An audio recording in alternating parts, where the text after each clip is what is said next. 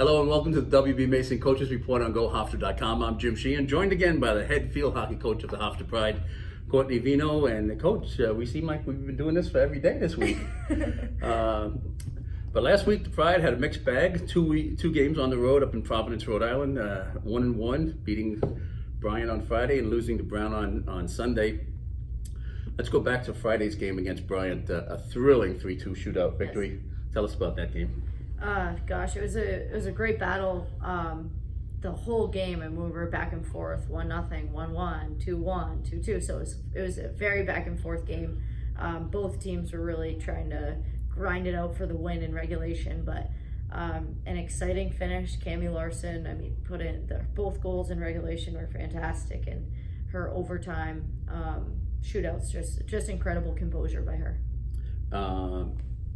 2-2 going into the overtime. What were you thinking? What did you tell the team? Yeah, it's an exciting moment. I think this team they do put a lot of pressure on themselves, and they're so committed to pushing the program and that next step. And so, to be honest, we were like, hey, let's just focus. This is a great opportunity. Let's make sure we're on the attacking front of this. We're not conservative in any means. We're trying to get the first circle entry. Let's get the first shot. And we did that. We got the first circle entry. It was very back and forth. Both of us had penalty corners.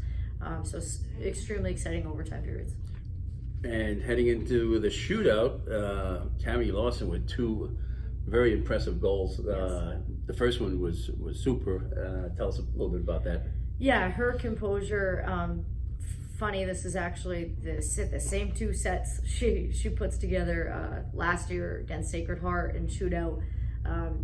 The composure, go up and over the goalie. It's something she's confident with. Part of me wants to be like, hey, let's just keep it to the basics here, Cami, but flash it up, go up and over that goalie. It was very composed, thriller, and exciting finish. And she's confident enough to do it. Yep. So. The game-winning goal was in the sudden death 6th round. Yes. And Cami Larson comes up again. And what was your decision making on who went first in the sudden death round? Yeah, oh gosh. Well, first of all, Marilyn had to make a crucial, she had the first go at it, so she had to make that save. And actually, as she was taking her 1v1, I was kind of thinking to myself, like, oh gosh, who are we going to choose? Because you could actually, the second period or the second, round of that 1v1 is sudden victory. So you can mix up your lineup, your rotation, whoever, your skill set, whatever you're wanting to choose. So I actually, as Marilyn just made that save, I was like, oh, here we go. So turned around to Cami Larson, she just big old grin staring right at me. I said, so do you want this? And, she was foaming at the mouth for the opportunity. So, the minute she said, yes, I knew we were winning that game. I had all confidence in her. And she takes the ball in and falling to her left, beats the goalie. Yep, little reverse it right to the back of the net. No wind up, nothing fancy, just finds it while the goalkeeper is on her way down and finishes it. And it was a great team celebration and a team victory. Good old-fashioned field hockey. Good old-fashioned pig pile victory. Yep. So Hofstra wins 3-2 in the shootout on Friday, and they stay in Providence at Goldberger Family Field, yep, which is the home of Brown Bears as well as the Bryant Bulldogs. And Sunday, it was a different story for the Pride, a 3-0 loss to the Brown Bears, a very statistically even game. Mm-hmm. What did you see in that contest?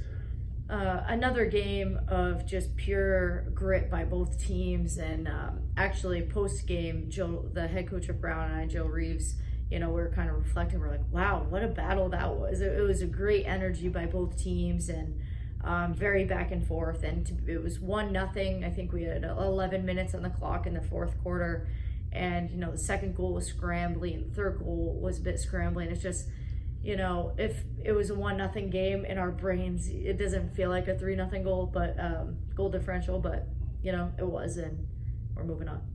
All right, so the Pride had their 3-game winning streak snapped at Brown. 3-5 on the season, and now looking ahead to another Ancient 8 opponent in the Yale Bulldogs this Sunday at the Hofstra Field Hockey Stadium. That game has been moved from 12 o'clock to 2 p.m. So you get 2 more hours of sleep and 2 more hours to get to the Hofstra Field Hockey Stadium on Sunday at 2 o'clock. Coach, the Bulldogs, Yale are pretty tough. They are. Despite their 2-3 record, they played a tough schedule this year. They're coming off a 6-0 win at Wagner last Friday. Tell us a little bit about the Bulldogs. Yeah, the Bulldogs are tough, that's for sure. They're very composed. They have had a great strength of schedule for the first third of this season, and history with Yale, we've always matched up very well. They've had our number the past couple of seasons. They're very composed with the ball. They pass very well with each other. They've got quite a few goal scorers. They absolutely know how to score the ball and put the ball in the back of the net. So it's something, we're going to have to be keeping track of many numbers on the field and making sure that, we're ready.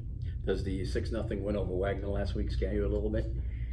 No, we've improved every game since our Wagner game. So no, it doesn't scare me. I know that, I know the level of Yale and that they're always very prepared.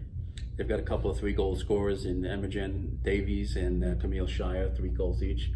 Davies with 3 and 2 on the season, and Sydney Terrasso, 2.44 goals against average, 771 save percentage.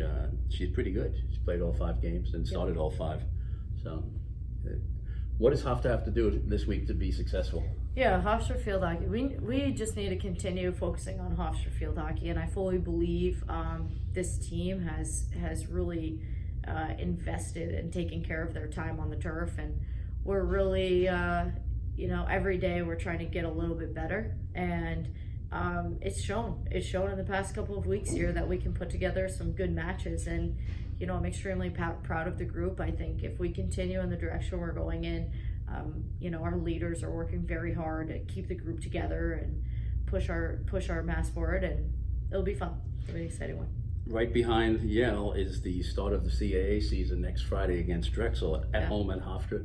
What do you do to keep the team focused on Yale and not look ahead to Drexel? Yeah, I think anytime your program is growing and trying to establish themselves, we've preseason to now, we've really been focusing on taking advantage of every turf opportunity and just staying really in the moment, whether that's a game or going straight game by game or practice by practice, and really just focusing on what are we doing, how are we getting better today.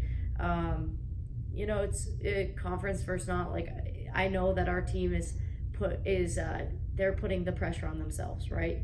We just need to keep plugging away at what we need to do and play every game like it's a conference game. All right, well, Coach, Hofstra and Yale this coming Sunday, September 29th at the Hofstra Field Hockey Stadium, 2 p.m. start time. And Coach, good luck. Thank you. And thank you for watching the WB Mason Coaches Report on GoHofstra.com.